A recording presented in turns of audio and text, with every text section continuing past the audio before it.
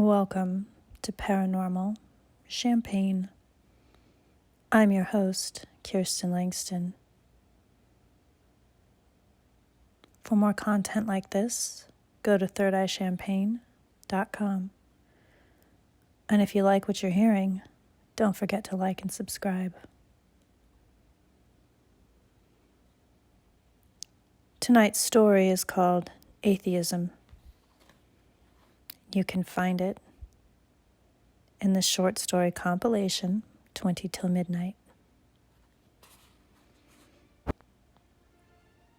Roy Hansen did not believe in God. He had never believed in God. The day his wife died, he cursed God, but he still did not believe in God. Roy woke early each morning and went out on his boat. It was the life of a fisherman. It was the life he had always had. He lived in a tiny town that jutted out into the sea like a hitchhiking thumb. He had always lived there. His father and his father before him and his father before him had all been fishermen. Life on the sea, Pap always said. Life on the sea is what we were bred for. A truer thing had never been spoken, in Roy's way of thinking. The sea, in all her simplicities and complexities, called to him. She was the lover he couldn't get out of his head. As much as he loved Agnes, she came in second to the sea. There was nothing like it for him, to be out on his boat, feeling the waves, tasting the salt. The sea gave him peace. He made a good living, better than most. Pap said he could call the fish to him. Pap was a whimsical man. Not like Roy, who was practical and did not believe in whimsy. He did not believe in whimsy or God, and this served him very well until Agnes died. Roy had been married to Agnes for 40 years. They had 2 children, Jenny and Tommy. Both had left the town they were born in and went out into the world to search for their fortunes. Neither had wanted to be fishermen. The sea did not call to them. They were restless souls who could not wait to see the world. What was there to see? Roy wanted to know. What was there to see that he had not already seen? Trees and sand and sky and sea. What else was there? There's a whole world out there, Dad. There's a whole world right here, son. But Tommy left and Jenny soon followed. Tommy was in Hong Kong for a year, developing some company or something, and Jenny had finished her master's degree and was now working in tech. Just what the hell is tech? Roy wanted to know. It's a business, Dad.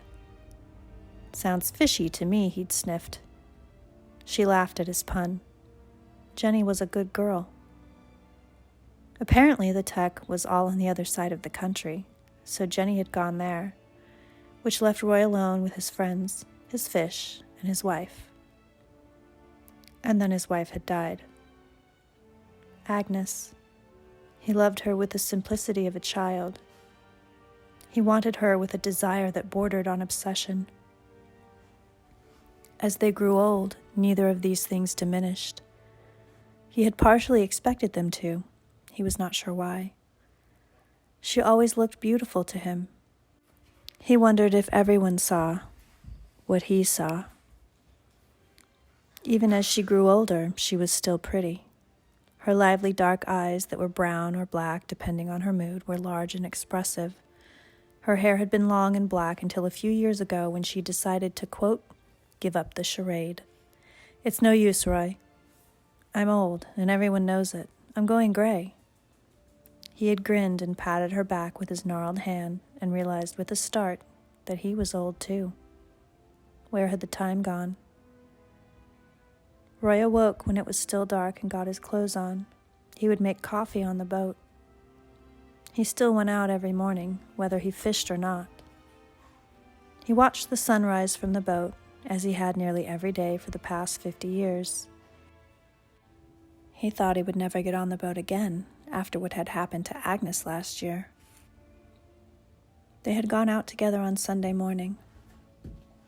Agnes called it his church, the boat, the sea. She rarely went out on the boat. She didn't like it.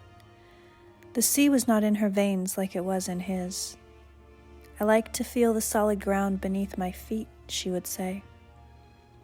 They had gone out and had breakfast and coffee on the sea. The waves were placid when he had first driven the boat out to the open waters, but they got rougher. "Let's go back," Agnes said. She did not like it. "She's just talking a little, that's all," Roy assured her. "Yeah, and she's saying, 'Go home,'" Agnes joked. "It's not so bad," Roy said. "It's not so bad at all." "I'm not like you, Roy." She put her arms around him. He gave her a little pinch through her jeans, and she giggled and jumped. "You make me feel like I'm 16, he told her. She swatted at his reaching hands. It was obscene, acting this way at their age. He rubbed at his stubbly cheeks and grinned at her. "Oh, Roy, of all the times," she said, exasperated. But she was blushing. After all these years, after all this time. Not on this hunk of crap. She hated the old boat. "Take me home and what? You know what." He grinned again and gave her a squeeze and went to the wheelhouse. He couldn't have predicted what happened next. A rogue wave rose up and slapped the stern, and when it pulled back, Agnes was gone. He ran out of the wheelhouse screaming, "Agnes! Agnes!" She was gone. There was nothing in the now calm waters. He looked out at the empty, naked sea.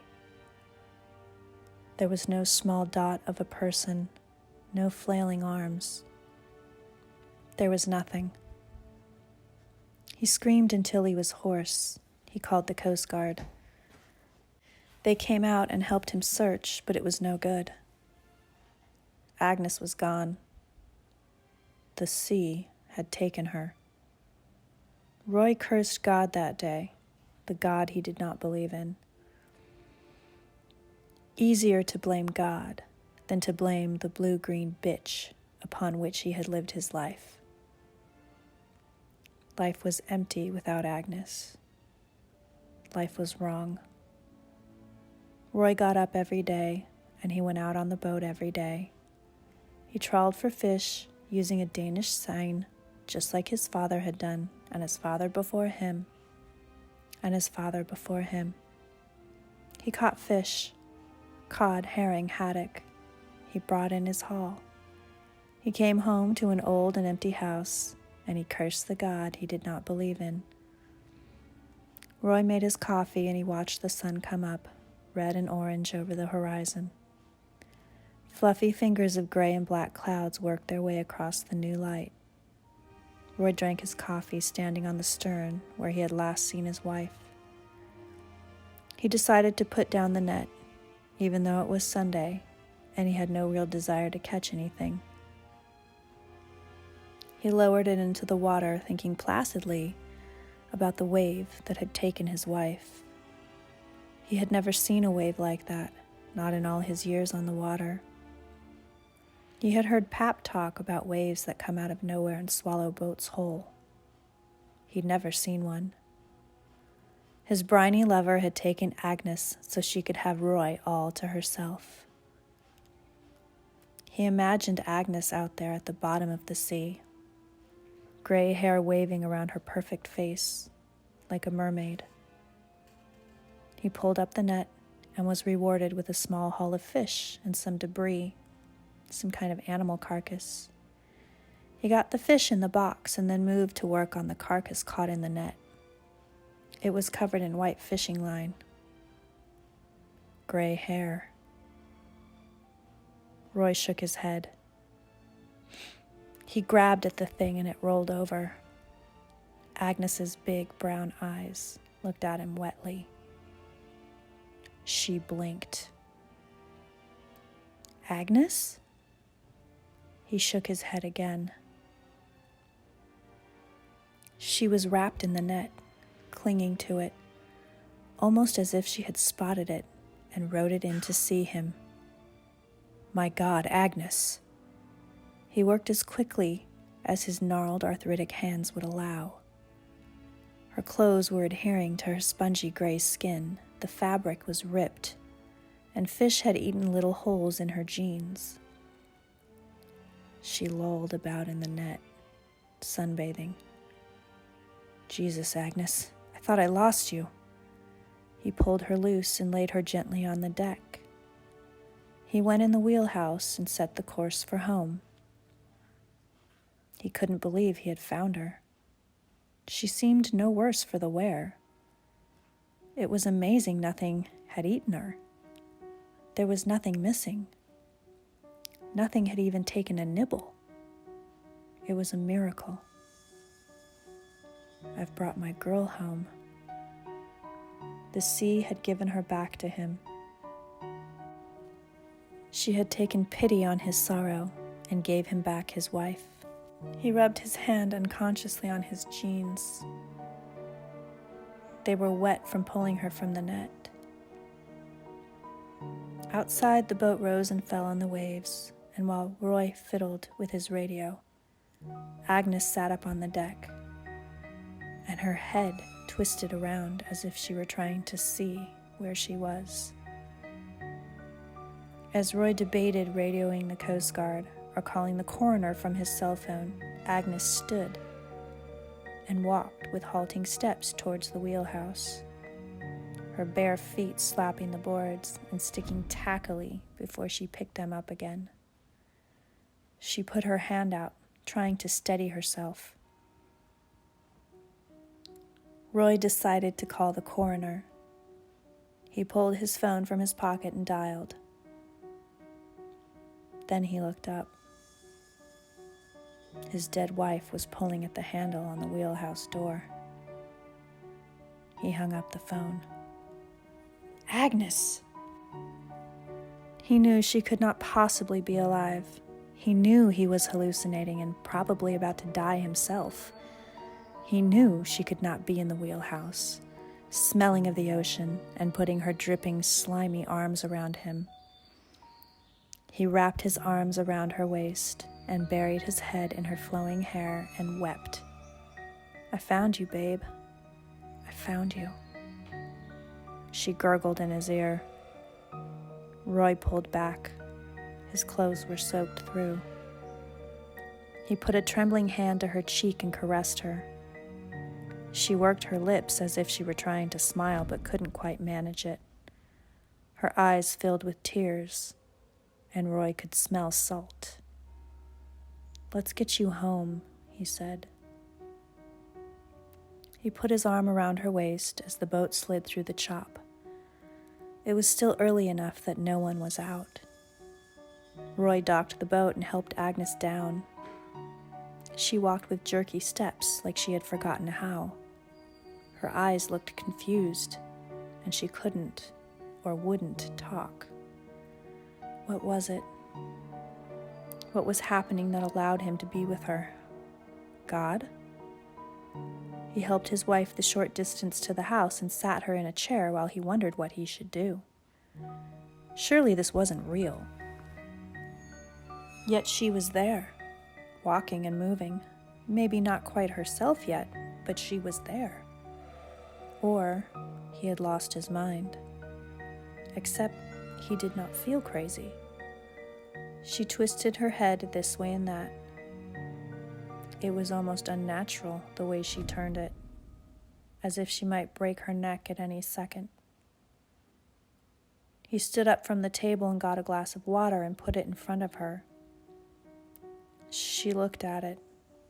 She tried to put her hand around it, but she didn't have the coordination. That's all right, he said to her. We'll get the hang of it. He ran his hands through his hair. The whole house reeked of fish, and Roy was used to the smell of fish, but this was unusually strong. He realized it was Agnes. We should get you some clothes. Oh, but Jenny gave yours away, except for your wedding dress, but you can't wear that. Let's get you in a bath, and you can wear some of my clothes.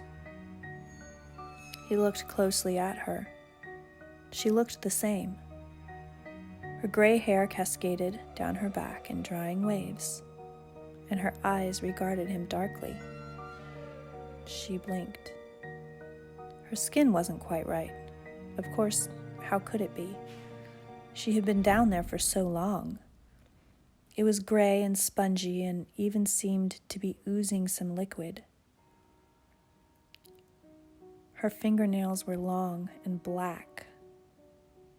She smelled like off fish, but she was still his girl. She was. Agnes was home. He ran his hands through his hair again. I must be losing my mind. But it was nice to have her there, even if she was a hallucination. He reached for her hand. Agnes jerked back at first. She looked confused. He reached for her hand again and held it firmly. "Just for today," he said. "Just for today, and if you're still here when I wake up tomorrow, I'll call someone, Tommy or Jenny or Pap." She worked her mouth again, and snot or water or something dribbled out of her nose. Roy reached out with his handkerchief and wiped her nose. "Do you understand me?" She looked at him blankly. He did not like the way she moved. It was unnatural.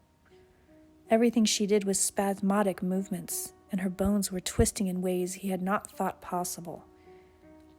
He got up and moved her around the house. "See, your chair is still here. I sit in it sometimes, but you can now that you're home." He was babbling, talking nonsense. He took her around the small cottage, pointing out things she already knew about. "Of course, I'm a terrible cook, Agnes, you know that, but I'll do all the cooking while you're recovering." No one recovers from death. It was fine, Roy argued with himself, to indulge in this fantasy, because he was hallucinating and probably crazy and maybe having a stroke. Why would I hallucinate her like this? Why wouldn't I see her as she was? He tucked these questions away and took Agnes to the shower where he turned on the water. She flinched. "I bet you're damn sick of the sight of it," he said. "But the smell." "You're a bit ripe," he chuckled. He pulled her clothes off. Most of them stuck to her skin, and he was dismayed to see some of the graying skin come off with the clothes. She didn't move when this happened or even exclaim. It was like she couldn't feel it. He wondered if she was alive. She had to be. She was moving. He looked at her chest as he helped her in the shower.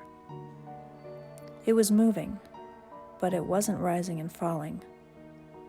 It was writhing, moving in some twisted serpentine way. Jesus. He soaped her as she stood there silently. "Shock. That's what this is. You're in shock." He wrapped her in an old brown sweater of his and cinched a pair of his jeans for her. She jerked her way behind him, following him to the kitchen. He pulled out a chair for her to sit in while he cooked. "Early dinner," he said jovially. He looked back at her. She sat there, her arms twitching in her lap. He could still smell the fish smell, but perhaps it was more faint. He cooked up some steaks and baked potatoes while she watched. He brought the food to the table and placed it in front of her. "My diet has gone to hell since you've been gone." She skinned her lips back from her teeth, and a hiss escaped her mouth. He sat down across from her. "Go on," he said. "It's not that bad." But she wouldn't eat. He cut the food up and tried to feed it to her, but she jerked her head back away from him. "You don't want to eat?" he asked her. He shook his head. "No?" She stared at him for a moment, then slowly shook her own head. Roy picked up the plate and took it to the counter. The phone jangled. "Hello?" he answered on the first ring. "Dad?" It was Tommy. Should Roy tell him? He looked back at Agnes and smiled at her. She jerked up out of the chair and shuffled around the house, knocking things off of shelves as she did so. "What's that noise?" Tommy asked. "TV's on," Roy lied. He watched as she twisted and twitched her way out of the room. "Son, now isn't a good time," Roy said. "Too busy watching TV?" Roy said. A crash came from the other room. "I have to go, Tommy. You call back another time," Roy said as he hung up the phone. He went to Jenny's old room. The door stood open and a draft was coming from inside the room. Agnes was in the center of the room, staring uncomprehendingly at the small cabinet she had obviously knocked over. "Come here, darling girl. Come here," Roy said as he led her away. He took her to the living room and sat her in her chair and turned on the TV. There now. Everything is like it used to be. She pulled her lips back from her teeth again. Roy and Agnes stared at the TV for hours. Every now and then he looked over at her. Her skin was still spongy and moist. Indeed, parts of the brown sweater were slightly damp. Clear fluid dripped from her nose onto her hand. She did not flinch or move to wipe it. Finally, around 10, Roy decided they should go to bed. He helped her into the room. "You need to use the toilet?" he asked. She stared at him. "Okay, let's just get you into bed." He took the clothes off of her and noted the smell clinging to the fabric. He pushed her naked body into the bed and then got in beside her. She was cold. The bed was cold. Roy shivered. "There now, my darling girl. There now," he murmured quietly. Agnes was home. God, the sea, someone had returned her. Roy slipped into a deep sleep, half sure he would wake up dead. He awoke in the night to find her sitting up, staring at him, pawing at her own breast as though bugs were crawling on her. One of her fingernails snapped off and drifted onto the bed like black snow. "What's this?" he asked groggily. He sat up and took her hands. "What's this?" he asked again. Roy turned on the light and looked closely at her. "Nothing is there," he said.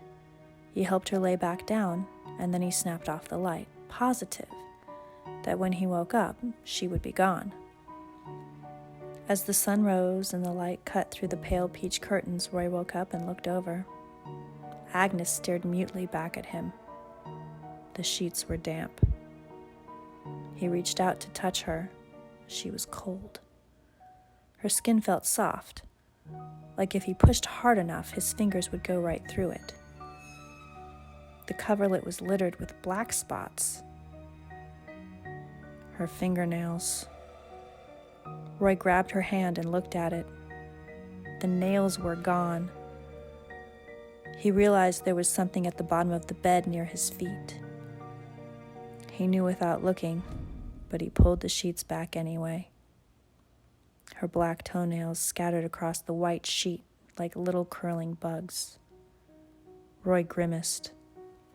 He climbed out of bed and helped her into the clothes from yesterday. He made himself some coffee and oatmeal. He put a bowl in front of Agnes and curled her fingers around the spoon. But she shook her head and mechanically dropped the spoon. He ate and then realized he had to call Pap. He had to tell someone. Roy picked up the phone. "Eh? Pap?" "What do you want?" Pap said with his customary phone etiquette. "I need you to come over, Pap." "What for?" Pap shouted into the phone. "I need you to check something for me."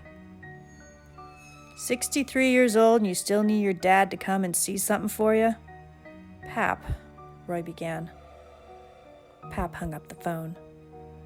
Roy peeked out the window and glanced down the street. He could see the black dot that was Pap shuffling down the street, leaning on his cane. He glanced back at Agnes. She was sitting in the chair, looking dully at the table. Her chest was writhing and moving with each breath. Her limbs twitched and convulsed. Pap knocked on the front door. Roy opened it. His father stood on the step, old, gray-haired, grizzled, his hands in knots, his hair growing in a wild half-circle around his brown head. "What you got here that you need my help?" "Pap, I don't want to scare you," Roy said. "What the hell is that smell?" Pap sniffed the air. "Smells like old fish in here. Rotten fish." He looked closely at Roy. "You losing your mind, son? Is that what this is about? You forgetting things, like taking out the trash?" "I might be, Pap. Maybe." Roy trailed off. Pap pushed the door impatiently with his cane. "Me in the house, boy," he commanded. Roy shrugged and pulled open the door. Pap took a few steps into the house.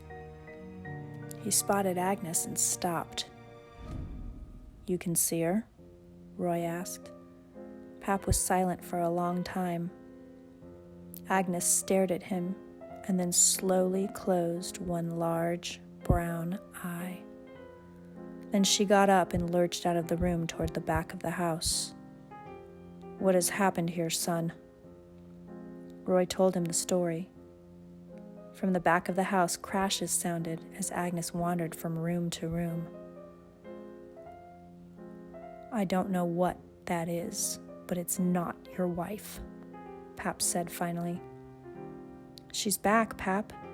The sea gave her back to me." "Now you listen to me, son. That is not Agnes. I don't know what the hell you pulled out of the ocean, but it's not her. That's something else. And it might walk and move, but it ain't Agnes." "I won't lose her again," Roy declared. Pap looked at him. He noted the set of his jaw and the look in his blue eyes. "You take my advice and get rid of that thing." Another crash from the bedroom. Roy glanced back. "I should get back to her." "You'll see, Pap, in a few days she'll be better. She's adjusting. She's in shock." "Roy, dead is dead," Pap said, "and that thing ain't your wife." Pap turned and left as another bang and clatter sounded. Roy shrugged. At least he wasn't crazy. As far as Agnes, he would take her as he could. As she was. He loved her. For 3 days, Roy and Agnes stayed in the house together. He dared not leave her while she was so fragile. He figured she would improve. Pap had called once. "You dropped that thing back in the ocean yet?" Roy was silent. "You mark my words, boy. No good will come from this." The smell in the house worsened, and Roy started leaving all the windows open. The salt rode in on the wind and flavored everything. He bathed her and dressed her and sat with her and watched TV. When they went to bed, he ignored the smell and the feel of her skin, and he put his arms around her. He always awoke to her staring at him, her brown eyes moist and leaking fluid. Fluid dripped from her nose constantly, and her clothes became damp nearly as soon as he put them on. She did not speak, and she did not eat. She had not used the toilet. Roy cooked 3 meals a day, and 3 times a day he took her to the table and put the food in front of her. She shook her head and pulled her lips back in the now familiar gesture. On the 2nd day, both Tommy and Jenny called. "You sound great, Dad," Jenny told him. "I have a surprise for you," he said to both of them. "I can't wait to show you." "Well, whatever it is, it's doing you a world of good." On the 3rd day, Roy decided he had to make her eat. She was going to waste away. He went to the market and got lobster and all her favorites. "I can't make it like you did, but I can do a pretty good job," he told her. The rotting fish smell was nearly unbearable by then, and on his way in from the market, one of the neighbors had asked him if he thought there was a dead animal under the house. Roy went back to the market and got some air fresheners. He put them up around the house as food bubbled on the stove. She watched him as she always watched him.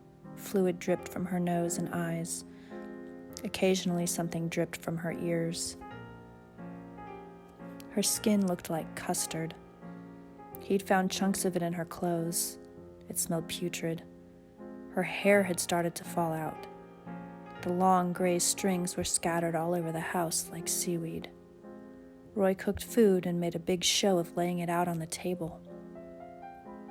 He helped her in her chair, dismayed to see his finger punch right through the custard skin of her arm as he did so. His finger scraped bone. Roy pulled back his hand, horrified. She did not seem to notice anything was amiss. "Made all your favorites, my girl," he said as he wrapped her fingers around the fork. He sat opposite her and dug in. Although the smell was making it difficult to eat, it was overpowering. Roy's eyes were starting to water. He managed to get some of it down. "Come on now, you try a little bite. You'll see," he wheedled. "We'll get you back to your old self. You'll see." She dropped the fork, and her eyes rolled over white. Her limbs spasmed and then went limp. "Come on now, honey. You have to eat," he said. He put his own fork down. He couldn't eat anymore. Not with that smell. Agnes righted herself and looked at him. "Please eat. You have to eat." She did not shake her head this time. This time, she opened her mouth and grinned. She made a strangled noise, and the undulations in her chest quickened. Roy sat back in his chair. His heart tripped. "What are you?" Something was moving in the back of her throat. Something black was rising. She heaved out of the chair and started to pull herself across the table. Roy jumped up from his chair and started to back away. Agnes's head twisted and turned on her neck in a way that wasn't human. She moved her limbs like a marionette. Her smile grew, and her throat started to expand. "Oh God," Roy exclaimed. "Oh God, what are you?" Her mouth opened wide, and her teeth cracked and exploded as the thing came out. The thing which had been living and undulating in Agnes's body came to the surface. It was black and dripping in a viscous substance. It was eel-like in appearance, except for its teeth. Pointed and white, they came out of its mouth at odd angles. The body of Agnes writhed and moved as the creature slithered out of her. Soon she was nothing more than a shorn husk. It slithered over to Roy, whose back was against the wall. He had nowhere to go. The creature opened its mouth wide and started at Roy's feet, slowly chewing and swallowing, as if Roy was a meal it was going to savor.